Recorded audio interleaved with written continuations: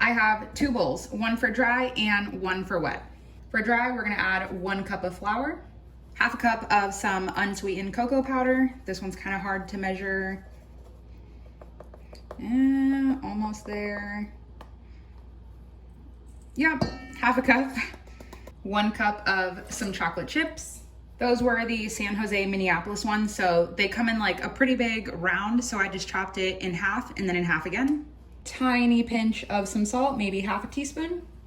Half a teaspoon of baking soda. 1 teaspoon of baking powder. Half a teaspoon of some cinnamon.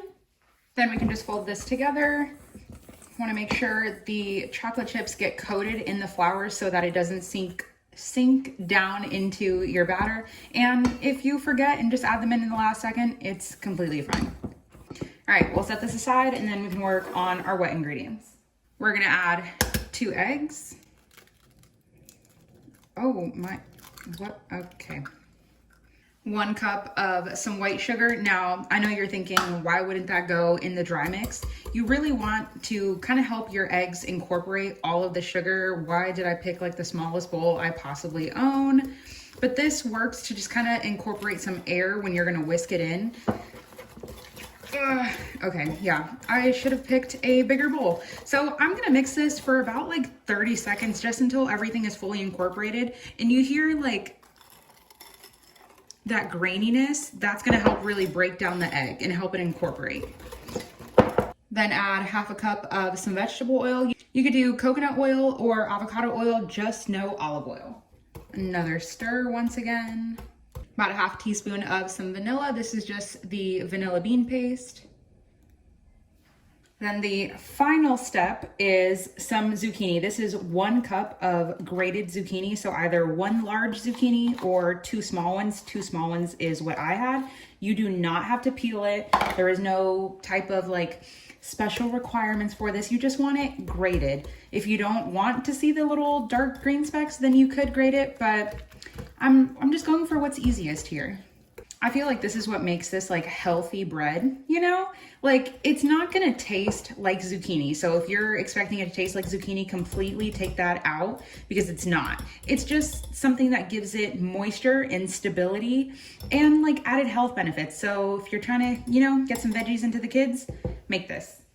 So now we can add wet into dry. I'm just gonna switch to like a little silicone spatula here, pour it all in. And then we're just gonna fold.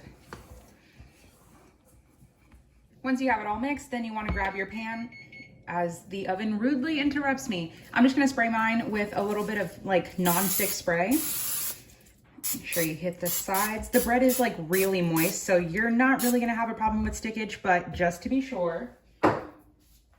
And also this one helps too because mine is a silicone baking pan, so it's like sturdy and it holds up. I love this pan because it is non-stick, so I realistically didn't even want to have to spray it, but I want to make sure your guys's doesn't stick. You could line it with parchment paper if you wanted to, but that's just an extra step, so save yourself the time, just spray it. Then we're just going to toss all of this in here. And if you guys watched my bread recipe, so the video that came out 2 days before this one, you guys will hear me say that I have another like loaf pan that is the same 8x4, but it's not 4 inches deep. It's 2 inches deep. It's just 4 inches wide. So if your guys' pan is a little bit different, you could bake this in muffin tins if you wanted to. Realistically, anything works as long as you get it in the oven. I'm gonna throw mine in the oven at 350 for 1 hour.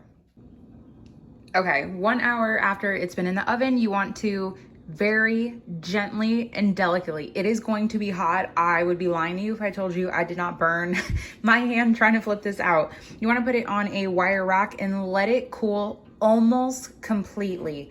Like as long as you can leave it out just to cool and relax so everything doesn't just fall apart and crumble, that's what you're waiting for. So give it a couple of hours. I just sliced into it using just a regular knife. I do not recommend using a bread knife. It's just gonna squish it too much. This, first off, it looks like a brownie. Oh my God. Look at that. Perfect moisture, perfectly nice piece of bread.